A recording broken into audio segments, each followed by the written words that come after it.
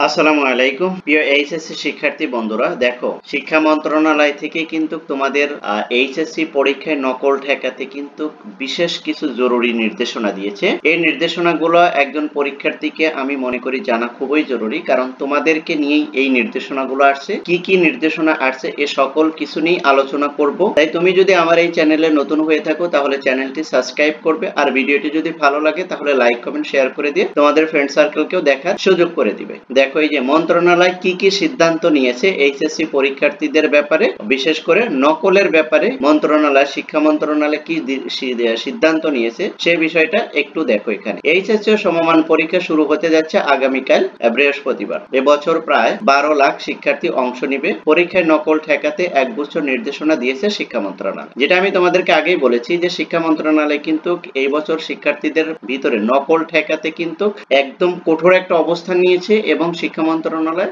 জরুরি একটা নির্দেশনাও দিয়েছে। দেখো বুধবার শিক্ষা মন্ত্রণালয়ের মাধ্যমিক ও উচ্চ মাধ্যমিক শিক্ষা বিভাগে এই নির্দেশনা প্রকাশ করা হয়। 2025 সালের উচ্চ মাধ্যমিক certificate HSC diploma in business studies আলিম একাদশ ও দ্বাদশ শ্রেণীর ডিপ্লোমা ইন কমার্স চূড়ান্ত পরীক্ষা, এইচএসসি ভোকেশনাল এবং এইচএসসি ব্যবসা ব্যবস্থাপনা পরীক্ষা সুষ্ঠু সুন্দরভাবে নকল মুক্ত পরিবেশে সম্পন্ন করতে কয়েকটি বিষয় নিশ্চিত করার জন্য সবাইকে নির্দেশনা দিয়েছি। এবার দেখো পরীক্ষা শুরুর কমপক্ষে কত ঘন্টা আগে তোমাকে যেতে হবে। পরীক্ষা শুরুর মিনিমাম তোমাকে 30 মিনিট আগে সব পরীক্ষার্থীকে অবশ্যই পরীক্ষা কেন্দ্রে প্রবেশ করে আসন নিশ্চিত করতে হবে। অর্থাৎ তোমার যে কালকে যে তোমার যে পরীক্ষাটা, এই পরীক্ষাটা অবশ্যই তুমি কি করবে, আধা ঘন্টা আগে কিন্তু তোমাকে কেন্দ্রে যেয়ে তোমার যে সিট আছে সেখানে কিন্তু তোমার আসনটা নিশ্চিত করতে হবে। তার মানে কালকে তোমাকে কিন্তু মিনিমাম 1 ঘন্টা আগে তোমাকে পরীক্ষার কেন্দ্রে পৌঁছতে হবে। ওকে, পরীক্ষা শুরু হবে 10টায়, কিন্তু তোমাকে পৌঁছতে হবে মিনিমাম 9টার ভিতরে তোমাকে কেন্দ্রে পৌঁছতে হবে। এবার তোমাদের বাসা যার যেখানে কেন্দ্র, তোমাদের বাসা থেকে যতটুকু দূরত্ব এর ক্যালকুলেশনটা তুমি ভালো করে যাতে 1 ঘন্টা আগে তুমি কেন্দ্রে পৌঁছতে পারো সেই ব্যবস্থা যেভাবে করলে হবে সেটা তুমি করবে। অর্থাৎ তোমাকে আধা ঘন্টা, পরীক্ষা শুরু হওয়ার আধা ঘন্টা আগেই কিন্তু তোমাকে কেন্দ্রে যায় তোমার আসনে বসতে হবে। তার মানে তোমাকে মিনিমাম 1 ঘন্টা আগে কেন্দ্রে পৌঁছতে হবে। দ্বিতীয়ত যে কথাটা এটা হলো যে অনেক স্টুডেন্টের ক্ষেত্রে কিন্তু এরকম হয় যে অনেক দূর থেকে আসতেছে কিন্তু টাইমটা সেভাবে করতে পারে না, যানজটের কারণে সে কিন্তু দেরি করে। এরকম যদি হয় তার কিন্তু মানে যে কেন্দ্রে ঢোকাটা কিন্তু অনেক কষ্ট হবে, যার কারণে তোমাদেরকে যে নির্দেশনা দিয়েছে এই নির্দেশনাটা পালন করার চেষ্টা করবে। তারপরে দেখো যেটা আছে এখানে যে বলছে অনিবার্য কারণে কোনো পরীক্ষার্থী নির্ধারিত সময়ের পর পরীক্ষা কেন্দ্রে এলে রেজিস্ট্রেশন, নাম, রোল নম্বর, প্রবেশের সময় ও দেরিতে আসার কারণ উল্লেখ করে দেরিতে আসা পরীক্ষার্থীদের তালিকা ওই দিনই সংশ্লিষ্ট শিক্ষা বোর্ডে দিতে হবে। দেখো এখানে কিন্তু এই কথাটা কিন্তু অনেকেই করে বলেছে। এখানে বলেছে যে যদি কোনো কারণবশত যদি কোনো পরীক্ষার্থী যদি সময় মতো যদি আসতে যদি না পারে কেন্দ্রে, তাহলে কি করতে হবে, ওই পরীক্ষার্থীর রেজিস্ট্রেশনের নাম, রোল নাম্বার, প্রবেশের সময় ও দেরিতে আসার কারণ উল্লেখ করতে হবে।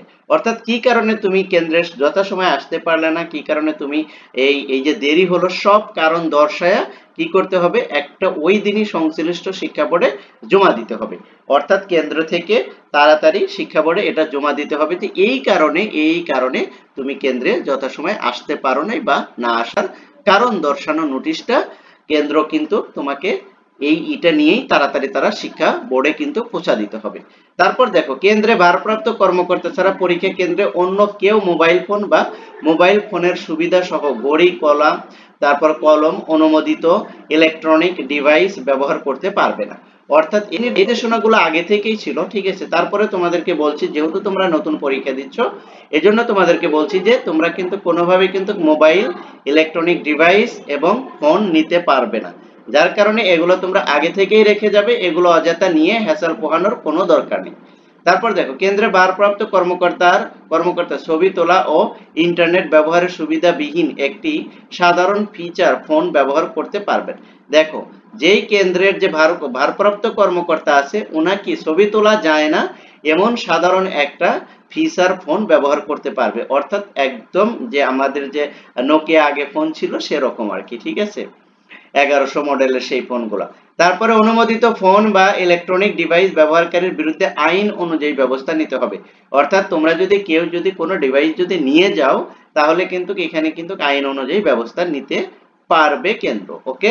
নিরাপত্তা হেফাজতে থেকে প্রশ্ন নিয়ে পরিবহন কাজে নিয়োজিত কর্মকর্তা শিক্ষক কর্মচারীদের কোনো ফোন ব্যবহার করতে পারবেন না এবং প্রশ্নপত্র বহন কাজে কালো কাচ যুক্ত মাইক্রোবাস বা এরূপ কোনো যানবাহন ব্যবহার করা যাবে না। তো এই সকল নিয়মগুলো ছিল, আগেও ছিল, এখনো আছে এবং আগামীতেও থাকবে। অতএব এই সব নিয়ম নিয়ে তোমাদের টেনশন করার কোনো দরকার নেই। তোমরা যথাসময় পরীক্ষা কেন্দ্রে শুধু 1 ঘন্টা আগে যাবে। অন্যান্য দিন আধা ঘন্টা আগে গেলেও চলবে, কিন্তু কালকে যে ফার্স্ট পরীক্ষাটা এই কারণে তোমরা 1 ঘন্টা আগে যাবে, কারণ তোমাদের সিটটা দেখতে হবে, খুঁজতে হবে, এতে তোমাদের অনেকটা সময় খরচ হয়ে যাবে। যার কারণে একটু আগে যাওয়ার চেষ্টা করবে। যথাসময় আগে গেলে তাহলে তোমরা তোমাদের সিটটা যখন আসনটা পেয়ে যাবে তখন তোমরা একটু রিল্যাক্সে তোমাদের সব কাজগুলো অর্থাৎ পরীক্ষাগুলো তোমরা কমপ্লিট করতে পারবে। কারণ তাড়াহুড়ো করলে কিন্তু তোমাদের ওএমআর শিটে ভুল হওয়ার সম্ভাবনা বা পসিবিলিটিটা অনেক থেকে যায়। যা হোক, এই নির্দেশনাগুলোই ছিল আজকের এই ভিডিওটিতে, যেগুলো শিক্ষা মন্ত্রণালয় দিয়েছিল সেগুলো আমি তোমাদের সাথে শেয়ার করলাম। আর এই ভিডিওগুলো যদি তোমাদের কাছে ভালো লাগে তাহলে অবশ্যই লাইক কমেন্ট শেয়ার করবে আর চ্যানেলটি সাবস্ক্রাইব করে পাশে থাকবে। Thank you so much. আল্লাহ হাফেজ।